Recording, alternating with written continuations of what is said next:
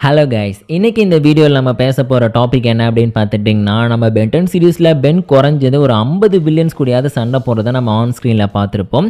அதில் சில வில்லன்ஸ் மட்டும் பார்த்துட்டிங்கன்னா 1-2 எபிசோட்லையோ இல்லைனா ஒரு தடவை மட்டும்தான் பென் கூட சண்டை போட்டிருப்பாங்க. அடுத்தவங்க ஆள் அட்ரஸே இல்லாமல் காணாமல் போயிருப்பாங்க. ஸோ அந்த மாதிரி நம்ம பென்டன் கூட ஒரு தடவை மட்டுமே சண்டை போட்ட 5 வில்லன்ஸ் யார் அப்படிங்கிறத தான் ஒரு லிஸ்ட்டாக இந்த வீடியோவில் பார்க்க போகிறோம்.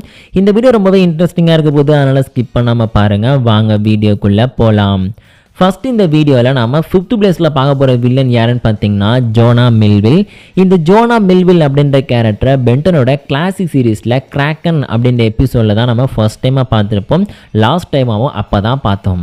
ஸோ இந்த ஒரு கேரக்டரோட வேலை என்ன அப்படின்னு பார்த்தீங்கன்னா, அரிய வகை உயிரினங்களுக்கு பார்த்தீங்களா, அதெல்லாம் திருடி அதை விற்று அதுலேருந்து பணம் சம்பாதிக்கிறது தான் இந்த ஒரு கேரக்டரோட வேலை. அதனால் நம்ம கிராக்கன் இருக்குல்ல, அதோட முட்டைங்களை திருடி விற்கிறதுக்கு இந்த ஜோனா மில்வில் ட்ரை பண்ணுவான். அதை தெரிஞ்சுக்கிற நம்ம பென் பார்த்தீங்கன்னா ஒரு கட்டத்தில் இவங்க கூட சண்டை போட்டு இவனை டிஃபீட் பண்ணி நம்ம கிராக்கனோட முட்டைங்களை அதுங்கள்ட்டே கொடுக்குற மாதிரி அந்த ஒரு எபிசோடு முடிஞ்சிருக்கும். அது மட்டும் இல்லாமல் இந்த ஜோனா மில்வில் வந்து போலீஸில் மாட்டி விட்டுருப்பாரு. ஸோ இதுக்கப்புறம் இந்த ஜோனா மில்விலுக்கு என்ன ஆச்சு அப்படிங்கிறத பெருசாக எந்த ஒரு பென்டன் சீரீஸ்லையுமே நமக்கு காமிச்சிருக்க மாட்டாங்க. ஒரே ஒரு தடவை மட்டும்தான் ஒட்டுமொத்த பென்டன் சீரீஸ்லேயே இந்த ஒரு ஜோனா மில்வில் காமிச்சாங்க. ஆனால் அதுக்கப்புறம் நம்ம பென்டனை பேஸ் பண்ண கிளாசிக்கான காமிக் இருக்குது. இது வந்து ஒரு நான் கேனன் ஸ்டோரி தான். ஸோ அதில் பார்த்தீங்கன்னா ஜோனா மில்வில் மறுபடியும் காமிச்சிருப்பாங்க. அப்பையும் கொஞ்சம் கூட திருந்தாமல் அரிய வகை உயிரினங்கள் இருக்குது பார்த்தீங்களா, அதை திருடி விற்கிறதுக்கு ட்ரை பண்ணும்போது பென் பார்த்தீங்கன்னா அவனை போலீஸில் பிடிச்சி கொடுக்குற மாதிரி தான் ஃபஸ்ட்டில் அந்த காமிக்கை முடிச்சிருப்பாங்க. ஸோ அந்த ஒரு காமிக்கில் மட்டும்தான் இது வரைக்கும் இந்த ஜோனா மில்வில் 2வது தடவை அப்பியர் இருக்கான்.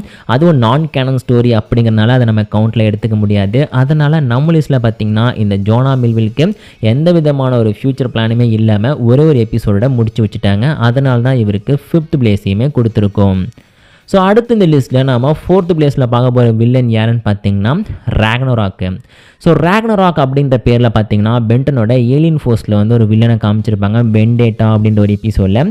ஸோ இந்த ஒரு ராக்னராக்கோட வேலை என்ன அப்படின்னு பார்த்தீங்கன்னா, கிட்டத்தட்ட இவனும் நம்மளுடைய ஜோனா மில்வில் மாதிரி தான்.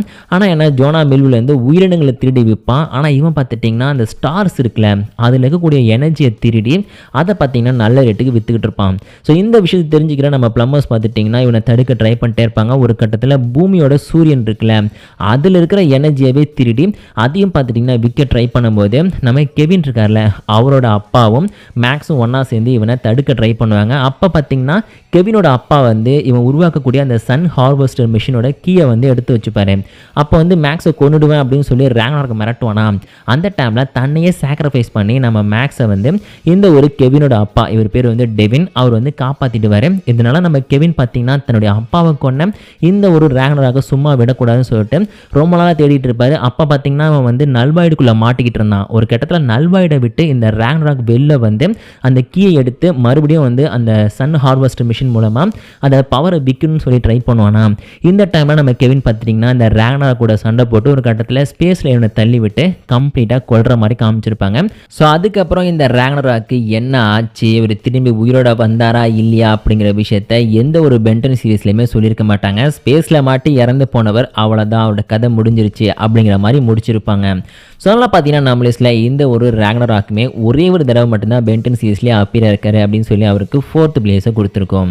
ஸோ அடுத்து இந்த வீடியோவில் நம்ம 3rd பிளேஸில் பார்க்க போகிற கேரக்டர் யாருன்னு பார்த்தீங்கன்னா பிளான்ட் மான்ஸ்டர். ஸோ இந்த பிளான்ட் மான்ஸ்டர் அப்படின்ற பேரில் பார்த்தீங்கன்னா 2-3 கேரக்டர்ஸ் வந்து பென்டன் சீரீஸில் சுற்றிக்கிட்டு இருக்காங்க. அதுலேயும் அல்டிமேட் வில்லன்ஸில் த பிக் ஸ்டோரி அப்படிங்கிற பேரில் பார்த்துட்டிங்கன்னா ஒரு எபிசோட் இருக்குது. அதில் வந்து ஒரு பிளான்ட் மான்ஸ்டரை காமிச்சிருப்பாங்க.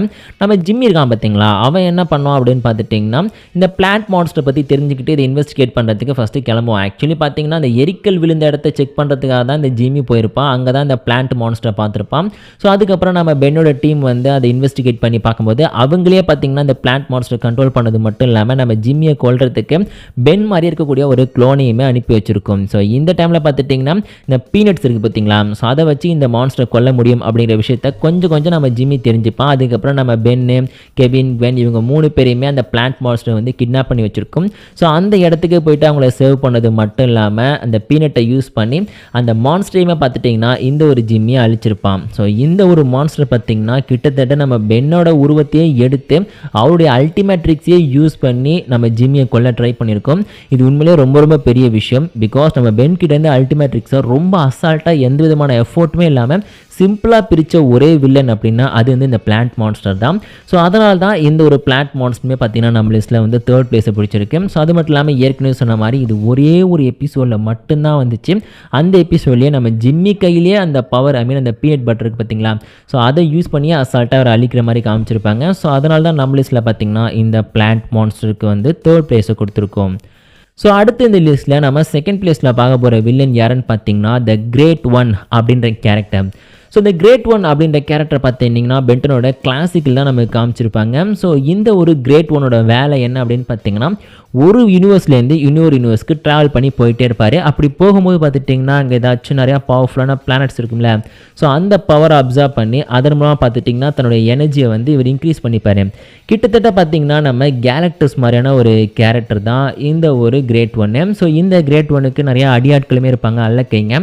ஸோ அந்த அல்லக்கைங்கெல்லாம் பார்த்துட்டிங்கன்னா அந்த பூமியில் இருக்கிறவங்களையோ இல்லைன்னு ஏதாச்சும் ஒரு கிரகத்துக்கு போகிறாங்கன்னா அங்கே இருக்கிறவங்க ஏதாச்சும் பிரச்சனை பண்ணால் அவங்கள சமாளிக்கிற வேலையை பார்த்துட்டு இருப்பாங்க. ஸோ இந்த கிரேட் ஒன் பார்த்துட்டிங்கன்னா நம்ம கேனன் போல்ட்டோட ஒட்டுமொத்த கிரகத்தையுமே அழிச்சிருச்சு அப்படின்னு சொல்லிட்டு பென்டனோட கிளாசிக்கில் நமக்கு காமிச்சிருப்பாங்க. ஸோ அதுக்கப்புறம் பார்த்துட்டிங்கன்னா நம்ம கேனன் போல்ட்டே யூஸ் பண்ணி நம்ம பென் வந்து இந்த கிரேட் ஒன்னை அழிக்கிற மாதிரி காமிச்சிருப்பாங்க. அதாவது கர்மாவே பார்த்திங்கன்னா நம்ம கிரேட் ஒன்னை போட்டு திளிடுச்சு அப்படிங்கிற மாதிரி பார்த்திங்கன்னா அந்த ஒரு எபிசோடில் முடிச்சிருப்பாங்க.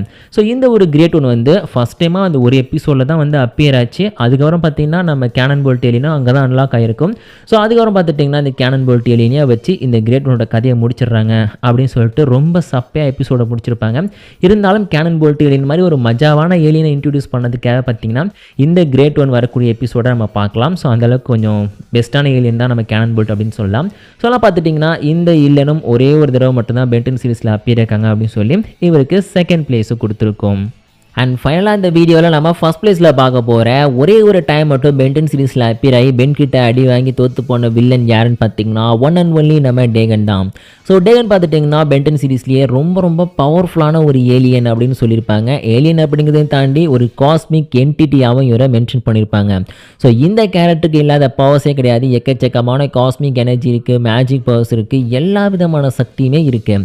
ஸோ அப்படி இருந்துமே இந்த கேரக்டர் பார்த்துட்டிங்கன்னா நம்ம பென்டனோட அல்டிமேட் சீரிஸோட எண்டிங் இருக்குது பார்த்தீங்களா, அதில் மட்டும்தான் நமக்கு காமிச்சிருப்பாங்க. அதுக்கு முன்னாடி 2-3 இடங்களில் மென்ஷன் பண்ணியிருப்பாங்க. இவரோட வாய்ஸும் நமக்கு கேட்டிருக்கும். அது எனிமி ஆஃப் ரெமினி எப்படி சொல்ல பார்த்தீங்கன்னா நம்மளுடைய சாம் கேஸ்டர் வந்து இந்த கேரக்டர் கிட்ட தான் கொஞ்சம் டீல் பேசி தன்னோட அப்பாவோட உயிரை திரும்பி வர வச்சுருப்பாங்க.